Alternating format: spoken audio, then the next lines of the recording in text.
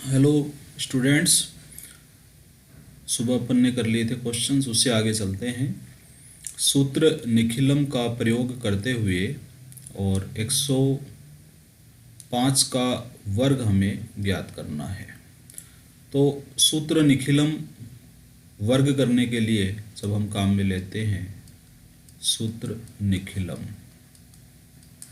तो इसमें जो जो चीज़ अपने को चाहिए वो एक बार देख लेते हैं। जो संख्या है जैसे 105, इसमें इसको हम लिखेंगे 100 प्लस 5, ये हो जाएगा आपका आधार और ये हो जाएगा विचलन।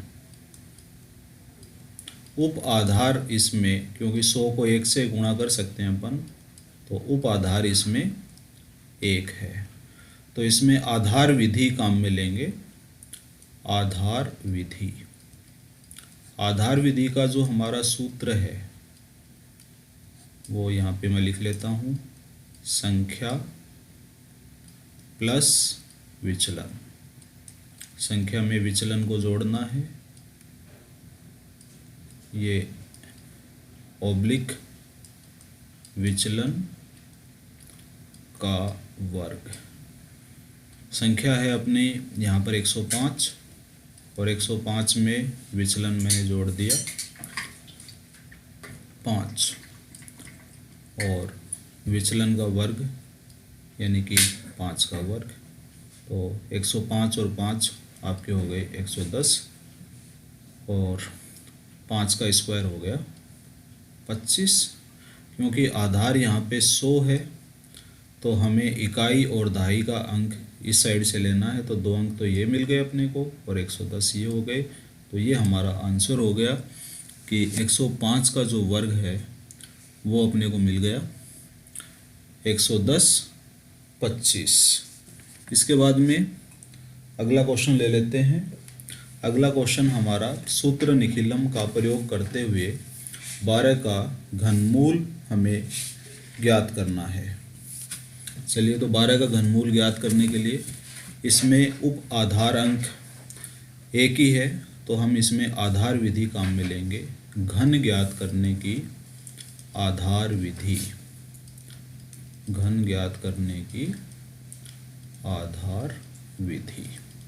सूत्र हमारा संख्या, संख्या में 2 गुणा विचलन, विचलन का 2 गुना जोड़ेंगे, ऑब्लिक 3 गुणा विचलन का स्क्वायर, ऑब्लिक विचलन का क्यूब। यदि इसमें उपाधार भी होता हमारे पास, जैसे 12 की बजाय 22 होता, तो उपाधार हो जाता 2, क्योंकि आधार 12 जो है इसमें 10 तो हमारा है आधार अंक और विचलन अंक है हमारा 2। अगर ये 22 होता तो इसमें आधार अंक 10 है, विचलन 2 और उप आधार अंक हो जाता 2, क्योंकि 10 को 2 से गुणा करके प्लस 2 करते हैं। चलिए अभी सूत्र में रखते हैं। तो संख्या 12 प्लस 2 गुणा विचलन यानी 2 गुणा 2, ये हो गया, ऑब्लिक 3 गुणा विचलन का स्क्वायर यानी 2 का स्क्वायर और विचलन का क्यूब। तो 12 और 4 यानी कि 16 और 2 दूनी 4 दिए 12 और 8। अब चूँकि आधार अंक हमारा 10 है इसलिए यहाँ से 8 आ जाएगा, यहाँ से 2 आ जाएगा और इकाई का जो अंक है ये 16 में जाके जुड़ जाएगा और हमारा आंसर आ जाएगा 1728। इसके बाद में आगे चलते हैं। समांतर श्रेणी का 7वां पद।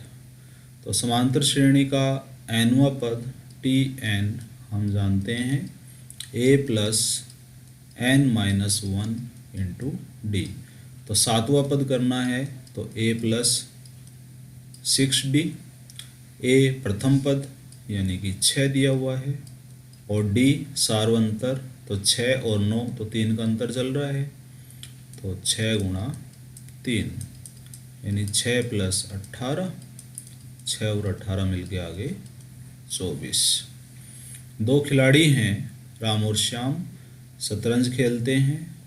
राम की जीतने की प्रायिकता है 4/5, तो श्याम के जीतने की प्रायिकता, तो राम के हारने की प्रायिकता कितनी होगी?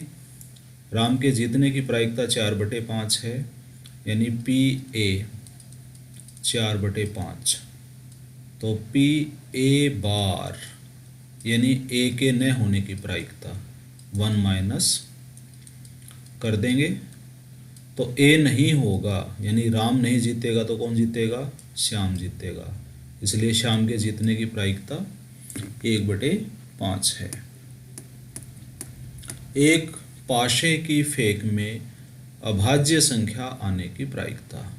एक पासे की फेंक में जो सैंपल स्पेस है S, कौन कौन से अवयव आ सकते हैं?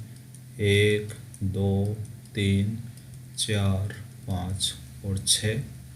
अभाज्य संख्या है 2, 3 और 5, तो अनुकूल घटनाएं 3 हो गई, कुल घटनाएं 6। आंसर आ गया 1/2। रोक दृष्टि दूरी का समीकरण। रोक दृष्टि दूरी का क्या समीकरण है, इसके बारे में क्वेश्चन पूछा गया है।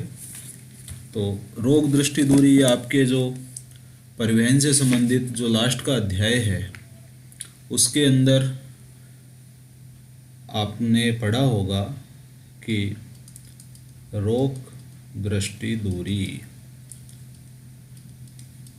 इज इक्वल टू प्रतिक्रिया दूरी, यानी जो वाहन चालक को प्रतिक्रिया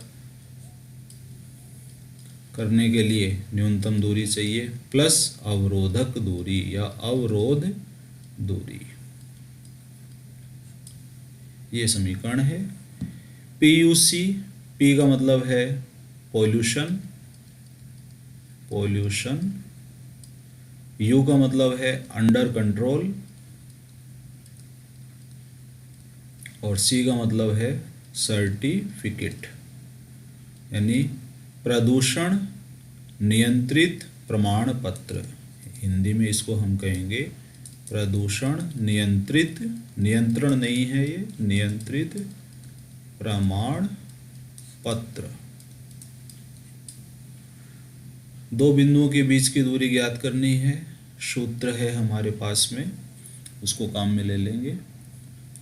सूत्र आपको ध्यान होगा कि D equal to √ x2 minus x1 का होल स्क्वायर और y2 माइनस y1 का होल स्क्वायर।